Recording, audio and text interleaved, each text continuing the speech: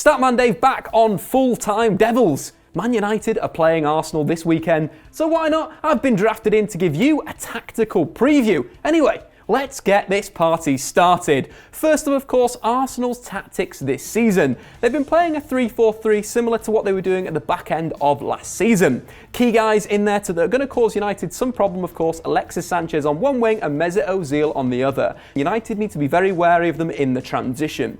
In terms of weakness for Arsenal, for me, their two central midfielders positionally can get caught out. When Arsenal get the ball, it almost switches to a diamond, with Ramsey pushing ahead and Granit Xhaka sitting in front of the back three. I think there's two areas there where Manchester United could potentially catch Arsenal out. First up, in defensive midfield, Granit Xhaka has been caught on the ball a number of times this season. I'll take you back to the Everton game where Arsenal won 5-2. The opening goal, scored by Wayne Rooney, was in fact because Granit Xhaka made a massive mistake. Idrissi Gueye pressurised him deep in midfield, forced a turnover, and then Wayne Rooney put the ball in the back of the net. But it was a big positional problem for, of course, Granit Xhaka. He received the ball with his back to the play, didn't check over his left shoulder, Gueye jumped on him, nicked the ball, and of course, Everton went on to score. And that is something Manchester United could do in this game. Whenever they build up deep in their half, Jess Lingard needs to be the guy that's pressurising Granit Xhaka deep in midfield. If he can nick the ball, transition, United could have a lot of good opportunities. I'll take another example of that where another team pressurised Granit Xhaka deep in midfield with Leicester City at home, opening game of the Premier League season.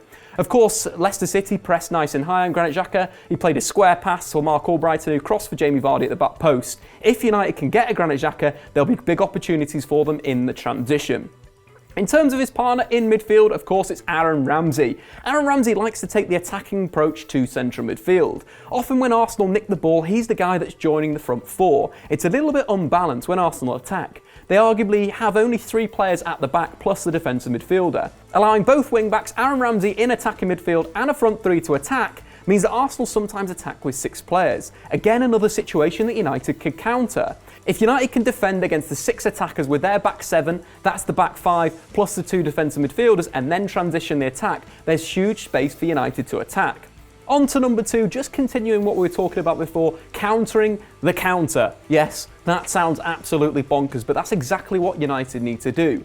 United in their build-up, they need to be quick when Arsenal have broken on them, because that's where you can really get at Arsenal. As I mentioned before, Arsenal attack with six players. If United can defend with seven, they'll have extra man there, and then they need to unleash Jess Lingard, or Lingardinho to his pals. Jess Lingard was brilliant against Watford and brilliant against Swansea in the 3-4-1-2.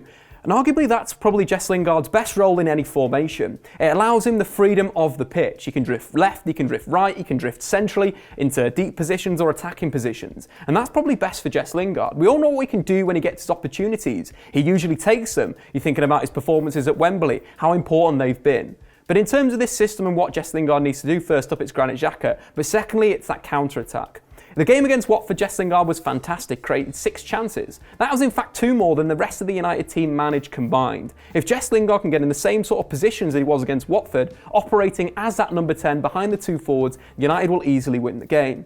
And let's talk about the goal that killed it against Watford, the fantastic individual effort. Quite similar to the goal that he scored against Sunderland in the same system last season. Jess Lingard dribbling past 3 players, racking up a combined distance of 73 metres on the dribble before firing the ball home. A perfect goal for a player that looks like a tactical weapon in certain games.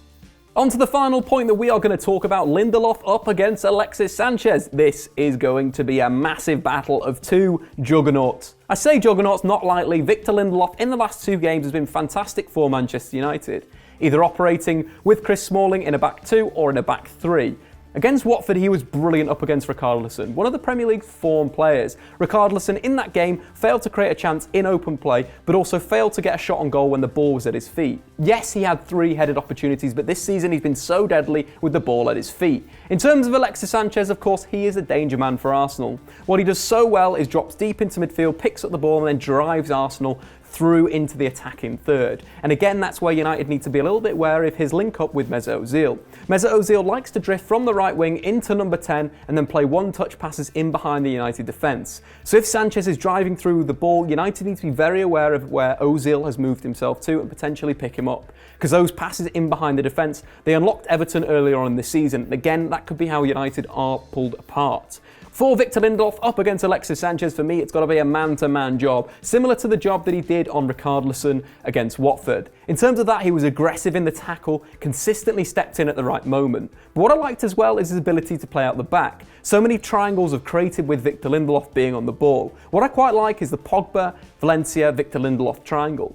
You know, playing through the press, playing through the pressure, and that's somewhere that United could get past Arsenal's first line. Arsenal press quite aggressively in this system, even against three centre-halves, with their three forwards pressing quite high. So if United can beat that first line of pressure through a bit of interplay from Victor Lindelof to Valencia to Paul Pogba, again United breaking that first line and then getting into that final third to Jess Lingard to do the rest. One thing that maybe Victor Lindelof needs to work on is aerial ability. We saw Richarlison do quite well in that situation, getting up well and, one of the chances hit the bar. So Victor Lindelof, that could improve his game. It's about being aggressive in those situations and winning those aerial duels. But what we've seen so far from him in a Manchester United shirt is pace, ability on the ball and all right aggression in the last two games. Glenn Murray, who's he? Premier League target man? Nah, easy mate. So just to summarise how Man United are going to beat Arsenal in the Premier League, it's targeting Granit Xhaka deep in midfield, being aware of Aaron Ramsey's movement, countering the counter, and of course playing Victor Lindelof as a right centre-half. But anyway, of course, if you want to see more stuff of me, jump over to Statman Dave on YouTube, and as well, Full-Time Devils is going to be loads of cracking content over the weekend, so stay tuned to that. I've been Dave, over and out, see you later.